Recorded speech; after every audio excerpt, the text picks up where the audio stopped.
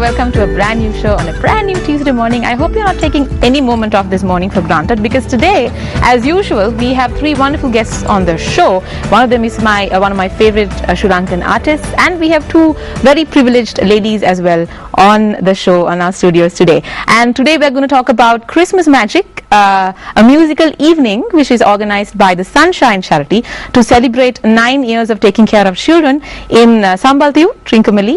And today we have on our show two very privileged trustees from the Sunshine Charity, Ms. Sharada Deseram and Roshan Perez. We also have Mr. Dukshan Pera on the studio.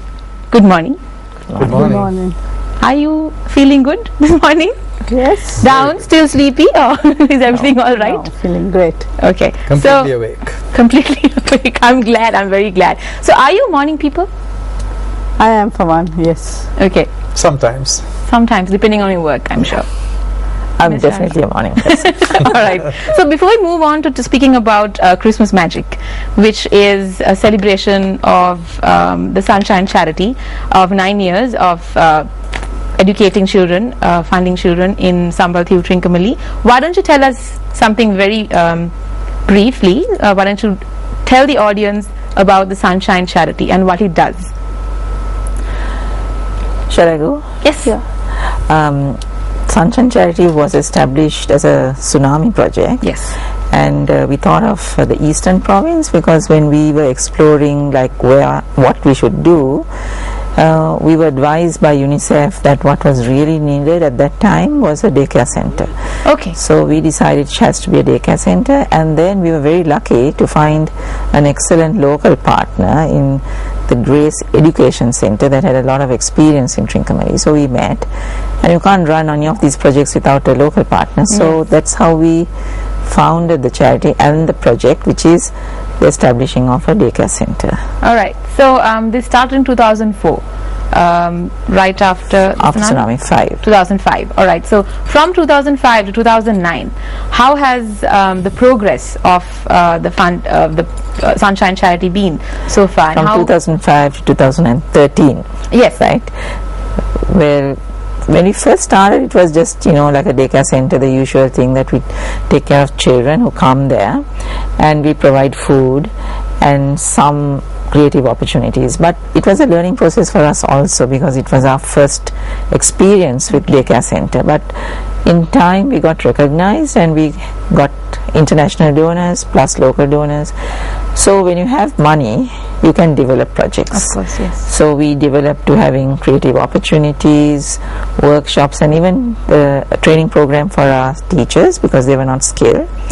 We have a kids garden project where they grow their vegetables, and I'll allow Roshan to tell what other things we have. Yes. We have a few medical programs throughout the year. We get the kids to be checked for health conditions. Let's say, take an example for their teeth, for their eyesight, and other medical care issues. So we have a few programs, and they're funded by donors. All right. We have lots of volunteer doctors who go with us, and we also partner with a few people in Trinco who has the facilities to support us in these medical programs. Okay. And it has been really good. So overall, it takes care of every aspect regarding the daycare center. Yes, I think it has grown to be something. I mean, we're proud to say it's the only daycare center between Nilaveli and Trincomalee town. Most tsunami projects have closed shop and they have gone. Okay. So mainly because there's no funding. Yes, so of course. we have managed to sustain this, and we have a good selection process, and we start with 25 children, so now we have 45. Nice. We have a bus that collects them from their homes in wherever they're living. Okay. We have a bus mother, and then the children are brought back, so this gives a time to the single parent mothers to do whatever they like during that time. Okay.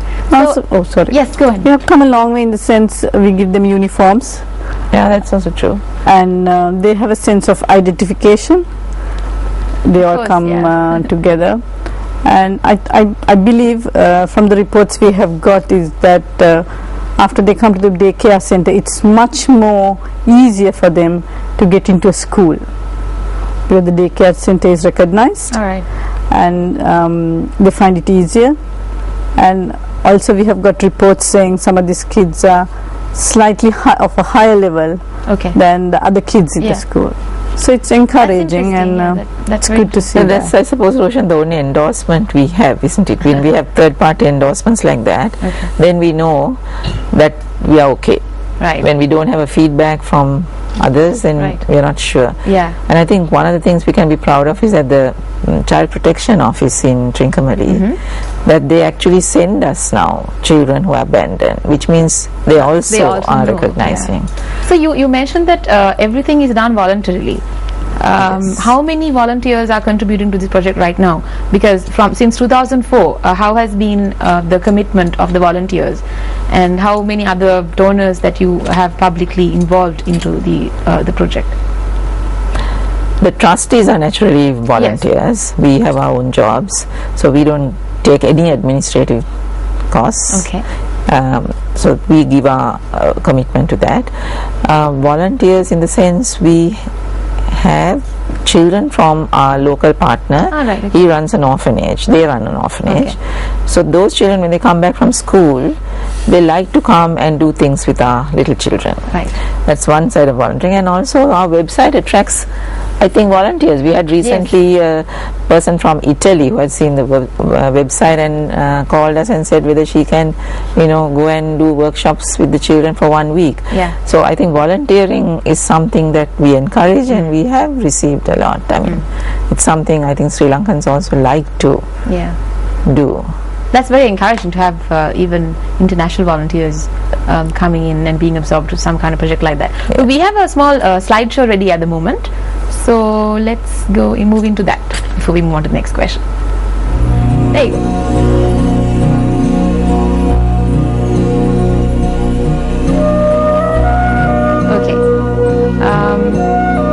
That looks very cozy. How many? You said there were 45 children. At the moment, we have 45. Between the age of 2 and 6. There you go. Is that a classroom? Yeah, that's a painting actually they did on the wall. Right. On a workshop.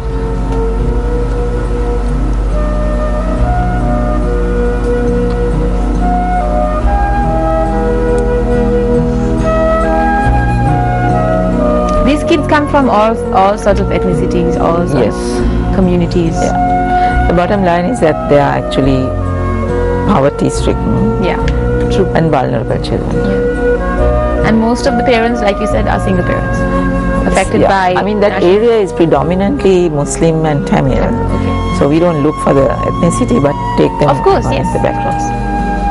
I believe over the years the parents also have got a sense of security in sending these kids here. Yes. They don't feel they have to be there to take care of the kids. They just leave and go. How many caregivers are working during the daytime? We have 3 on the permanent staff and 2, when we do camps like medicamps, creative workshops, then they come in from our local partner's office. All right. Alright, so that looks very cozy and very it's very encouraging to see that something like that is happening in Sri Lanka. So moving on to Christmas magic. Why Christmas magic, and what brought up that thought of having a musical evening featuring so many famous and very loved artists of Sri Lanka? What initiated that?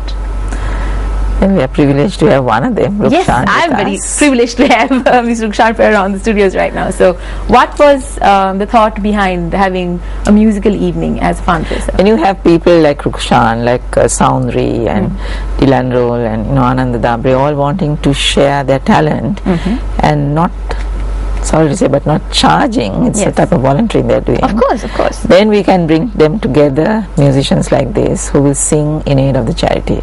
If people like them charge a lot or charge at all, we cannot raise funds. So basically we are very thankful to all of them. Of course. For doing this. Mr. Rukshan Pereira, is this, I'm sure this is not the first time that you're contributing to something voluntarily. Tell us about what brought you in collaboration with the Sunshine Charity? Yeah, since we came back to Sri Lanka in 2009, I have been involved in many charities.